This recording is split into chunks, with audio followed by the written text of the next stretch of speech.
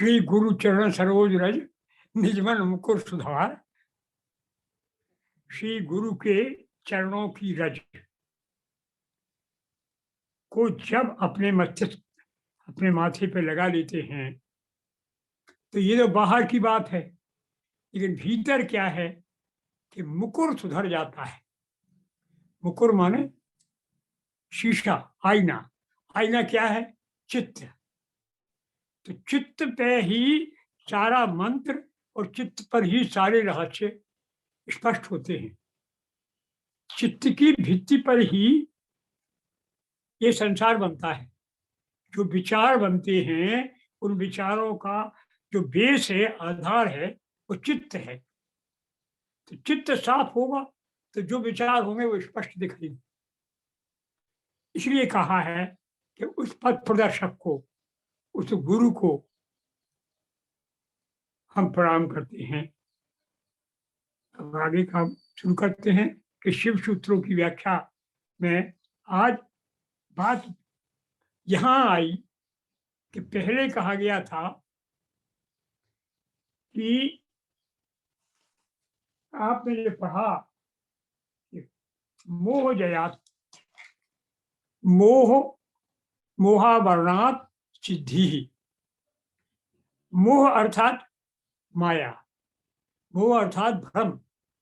भ्रम डालने वाली शक्ति कौन है? परमेश्वर की वही स्वतंत्र, जो स्वतंत्र शक्ति है वही उतर करके और वो जीवों को भ्रम में डाल देती है, तो माया कहलाती है। वही जब उधर को मुंह कर लेती है तो वो शुद्ध विद्या हो जाती है। एक ही शक्ति है, तो वो उस शक्ति पर जय करना आवश्यक है, क्योंकि उसके शक्ति के रहते हुए ये सिद्धियां बहुत आसान मिल जाती, उस पर कोई असर नहीं पड़ता। भजन करो, फायदा हो जाएगा, मुकदमा जीत जाओगे, और ज्यादा भजन करोगे फिर कोई दूसरा मुकदमा जीतोगे, फिर एक बच्चा हो जाएगा, फिर तुम्हारे पास पैसा आ जाएगा है। ये सब चीजें होंगी। आप लोगों में प्रभाव कर डालेंगे, लोगों की जबान रोक देंगे, आप लोगों का नुकसान कर देंगे, फायदा भी पहुंचा देंगे। इससे क्या होगा कि आपकी आत्मा के ऊपर जो भ्रम का पर्दा पड़ा हुआ है वो और गहरा हो जाएगा। आप तैयार हो जाएंगे कि आप और नीचे जा रहे हैं, आप नीचे जाएंगे। ये भजन बहुत निंदा कर रहे हो, ध्यान रखिए। वो ये कह रहे हैं कि इस प्रकार का भजन तो आपको पीछे लौटा रहा। सिद्धियां दोनों से मिलती हैं, चित्त केंद्रित करो, इधर करो चाहे उधर करो। अगर चित्त केंद्रित करोगे निशाना लगेगा, और ये ऐसा कार्य है कि ये निशाने पर बैठता है, रोग दूर करेगा, शत्रुओं का विनाश कर देगा, आपके शरीर के दुख दूर करेगा, फिर वो ज्यादा दुखों के लिए तैयार कर देगा। क्योंकि आपने प्रकृति के खिलाफ एक लड़ाई लड़ी है और प्रकृति को हराया है। तो प्रकृति ने हराया नहीं है, मौका दिया है कि आओ, हम पीछे हट रहे, अब देखो हम तुम्हें पटकर लगा।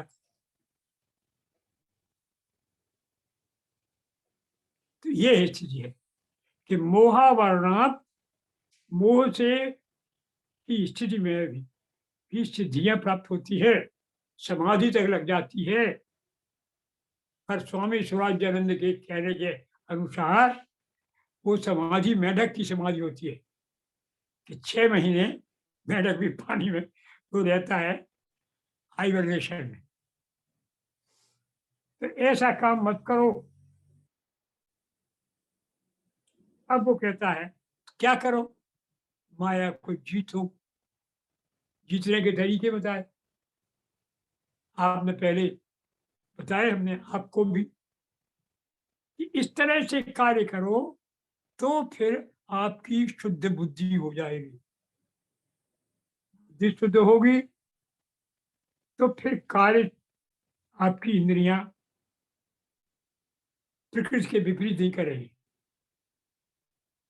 उन्हें जो सिद्धि होगी वो सिद्धि को आप ठुकरा देंगे, तो फिर आप सिद्धियां पीछे हो जाएंगी, चेरी हो जाएंगी, आप सिद्धियों की अधिकारी हो जाएंगे, फिर आप दुरुपयोग नहीं करेंगे। वो स्वतः होंगे सब काम, तो जो स्वतः होंगे वे गलत नहीं होंगे। ध्यान करिए कि जब मंत्र जब स्वाभाविक रूप से होता है तो वो ठीक होता है, स्वाभाविक रूप से होता है तो सही भी हो सकता है, गलत भी हो सकता है।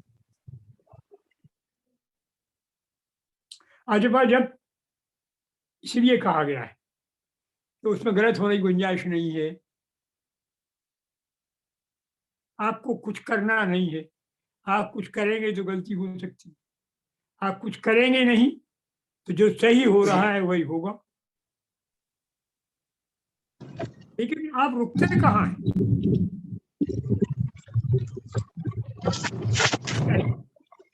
ये यही कह रहा है, शिव का जो ये दर्शन है वो यही कह रहा है कि थोड़ी देर के लिए रुक तो जाओ प्यारे भाई, दृष्टा बन जाओ, प्रेक्षक। सही हो रहा है, जो होगा वो सही होगा, लेकिन तुम उसमें अपनी टांग अड़ा देते हो। ऐसा होना, घुमाते हो उसको। आपने यहाँ देखा, आपने मुकदमा करते हैं आप, तो आप जानते हैं सही स्थिति, आपका दुश्मन भी जानता है सही स्थिति, लेकिन जब वकील साहब बीच में आ जाते हैं तो ना वो सही कहता है ना आप सही कहते। श्रीमान जी सही कहने नहीं देते। यही स्थिति आती है जब आपकी अकल रूपी आपका वकील आ जाता है। आपकी इंद्रियों ने भोगा है, मन ने देखा है, आप उसको जो व्यक्त करो, वो जो इंद्रियां अनुभव कर रही हैं उसको ठीक ठीक व्यक्त करो। उसमें आपने बुद्धि लगा दी तो आप कहते हैं ये बात तो गड़बड़ होती है कहने में, इसको सही करो। बस वही गलत होता है। आपका मन बोलता है, करना चाहते हैं कुछ, रज्जू का यही होता है। हम यही मना करते हैं कि तुम गलत करो, क्योंकि गलत युग में रह रहे पैदा हुए हो, बुद्धि का उपयोग करो। वो नहीं मानता, तो वो सही कहता है, हम गलत कह रहे हैं उससे। इसलिए कह रहे हैं कि क्योंकि युग गलत है तो थोड़ा सा अच्छा चलेगा। अब थोड़ा सा अच्छा तो चलेगा, लेकिन ज्यादा नहीं चलेगा। यहाँ बात हो रही है, देखिए, कि असत चलता तो है। अब सूत्र यहाँ देखिए, अब सूत्र देखिए, सूत्र कह रहा है कि मोह जयात अनंता भोगात सहज विचार मय। बड़ा लंबा सूत्र। मोह जया अर्थात जब आपने माया जीत ली, कैसे जीत ली? प्राणायाम, प्रत्याहार, ध्यान, धारणा की विधि बताई, उसके अनुसार करोगे तो आप जीत लोगे माया। आपका व्यक्तित्व साफ हो जाएगा। फिर क्या होगा? सहज विद्या जय, सहज विद्या जय, सहज विद्या का जय, की जय प्राप्त होगी, अर्थात सहज विद्योदय होगा। सहज विद्योदय पहले आप पढ़ चुके, ध्यान रखो। शुद्ध विद्योदय, शुद्ध और सहज एक ही है, कोई भेद नहीं है। अब सहज इसलिए कहा, शुद्ध नहीं कहा यहाँ। इसलिए कहा सूत्र में कि आपको वो ये कह रहे हैं कि प्रकृति के अनुकूल चलो, वहां आप कैसे भी चलते थे, क्योंकि वो आप सुप्रबुद्ध स्थिति में थे। अब आपको तो उसमें रहना है भाई, समर्थ को नहीं दोष गुसाई, समर्थ को नहीं दोष गुसाई। आपको एक एक कदम सावधानी से रखना है। हम बूढ़े हैं तो हम कुछ गलत कर देंगे तो लोग क्षमा कर देंगे, बुढ़ा है। लेकिन शास्त्री राम कुमार, तुम गलती करोगे तुम्हारी पिटाई होगी। मुझे तो लोग माफ करेंगे क्योंकि बूढ़ा है, गुरु बूढ़ा है। अरे हो गई गलती, डुकरा से भूलती हो, कोई भी पिटाई करेगा। लेकिन तुमने अगर आधा भी किया तो लोग छोड़ेंगे नहीं, इसलिए तुम्हें सावधान पड़ना। यही अंतर है कि सुप्रबुद्ध योगी कैसी भी स्थिति में करे उसको शुद्ध विद्या प्राप्त होगी। आपको सहज विद्या प्राप्त है, इसलिए आपके लिए उस तरह की प्राणायाम, प्रत्याहार, ध्यान धारणा करनी। उन ध्यान धारणा करेंगे तो आपको फिर माया पर जय प्राप्त होगी और शुद्ध विद्या का ज्ञान। क्या होगी शुद्ध विद्या? शुद्ध विद्या ये होगी कि तुम्हें ये लगेगा कि हमारा वैभव है। जैसे अभी घर लगता है कि कुत्ता भी हो, 4 बिल्लियां भी हो, और गैया भी बंधी है घर में, और गाड़ी भी रखी है 4 पहिए की। और कोई जाता है तो राम कुमार क्या कहते हैं कि मेरी है गाड़ी, अभी तो आई, कल तो आई थी, ये मेरे ही है सब, सब तो आपका है, सब आपका आशीर्वाद गुरु जी है, आपका अपना है, कोई दूसरे का नहीं। क्या अर्थ है इसका? इसका अर्थ है कि उन चीजों से अलगाव महसूस नहीं कर रहे, एकीकृत भाव हो गया है आप। ऐसे ही जब आप प्राणायाम, प्रत्याहार इस तरह से करेंगे तो आपको पूरे संसार से यही एक एकार भाव हो जाए। इसको कहेंगे शुद्ध विद्या। ये संसार और हम, ये इदम है और हम अहम है, ये दोनों एक ही है, ये अलग नहीं है संसार हमसे। हम संसार में हैं, संसार हम में है। इसी सूत्र को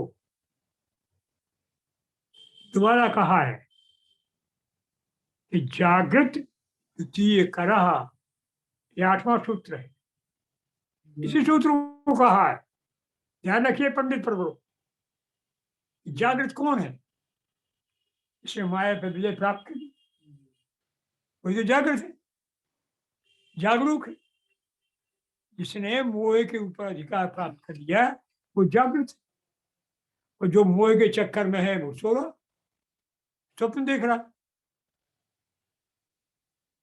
जागृत की अनुभूति,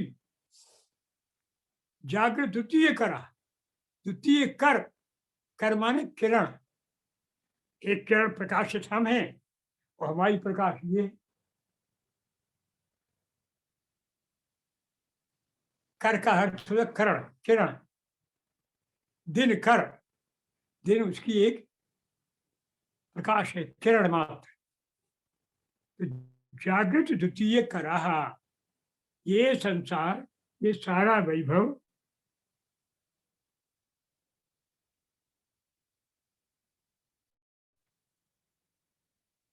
ये बात आप समझिए। तो पहला सूत्र, ये 7वां और 8वां, ये दोनों एक ही सूत्र।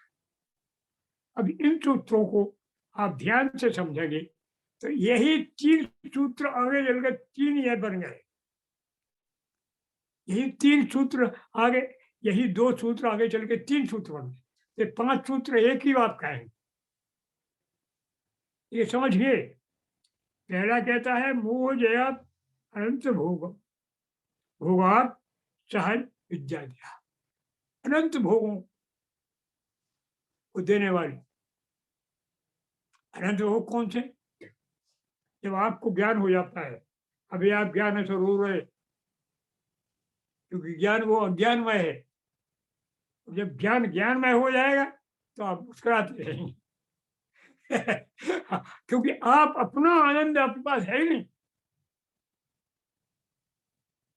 हम बार बार कहते हैं कि झूठा करो, खुश रहो, मुस्कुराओ, तो कभी भगवान की दया से सच्चा हो जाएगा। गाय गाय शादी होती है बुंदेलखंड में, तुम तो बुंदेली आदमी है। रोज रोज गाओ, कहो कि मैं शिव का रूप हूँ, शिव का रूप हूँ, तो एक दिन होश आ ही जाए। शिव भी सोचेंगे कि बहुत नाटक कर रहा, चलो इसको हम ज्ञान देते हैं। आप कहने लगो किसी से, वो भले न माने, आप कहें कि हम तो शिव जी के बेटा है, शिव जी के बेटा है, शिव जी नहीं मान रहे, शायद नालायक है, हमसे बेटा कहते, लेकिन सब जगह पैरो तो हम बेटा है, बेटा है, बेटा है, और फिर कोई हाथ उठाए तुम्हारे ऊपर तो उन्हें लगेगा इंसान ठमाई होगी, क्योंकि ये तो डिक्लेयर कर चुका था कि हमारा बेटा है। इसका क्या होगा? कुछ नहीं। तो इस तरह से कृपा भी प्राप्त होती है कि तुम कहते रहो कि हम तो शिव जी के बेटा है, हम तो शिव जी के बेटा है, हम शेर के बच्चा है, भले ही तुम लड़ैया हो।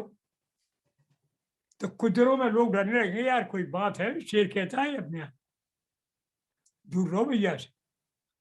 एक आध दिन अपना रूप दिखा देगा वो, क्योंकि हम अभी अपने रूप नहीं दिखा रहे, हम शेर हैं, ध्यान रखो।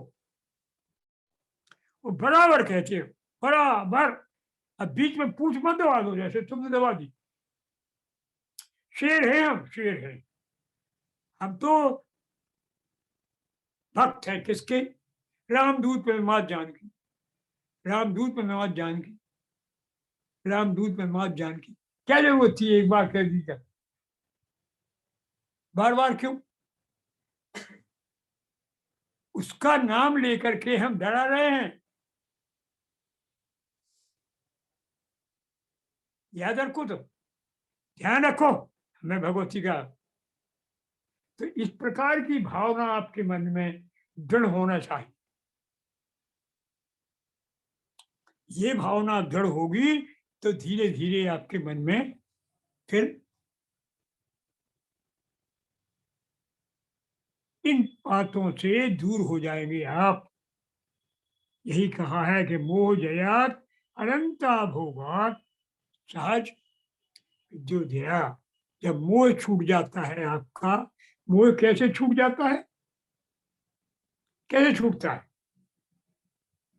जो विधिवत प्राणायाम, विधिवत आसन, विधिवत धारणा, विधिवत ध्यान करने से जो स्थिति प्राप्त होती है, उससे मोह छूट जाता है। जब मोह छूट जाता है तो आपको सहज विद्योदय हो जाता है। सहज विद्योदय माने ये भावना पैदा हो जाती है कि मैं प्रकाश स्वरूप हूँ और ये संसार मेरा ही प्रकाश है। ये शुद्ध विद्या जब आपको प्राप्त हो जाती है तो आपका मस्तिष्क खुल जाता है। अनेक जन्मों के आपको स्वरूप दिखाई लगते हैं। तो आपको प्रसन्नता आ जाती है कि कितने भूले थे, कितने दुखों में हम पड़े हुए थे। ये आनंद आपको आता है, उससे आपके चेहरे पे मुस्कान आ जाती है। इसलिए सहज आनंद का उदय हो। इसी को कहा है तो जागृत द्वितीय करा। जब आप मोह का जय हो गया तो आप जागृत हो गए, और जागृत हो गए तो फिर आपको लगने लगा कि संसार हमारा प्रकाश है। इस प्रकार ये दोनों सूत्र मिलकर के एक हुए। इसको ध्यान करके अब 5 मिनट आप विश्राम कर लीजिए और फिर इसके बाद आगे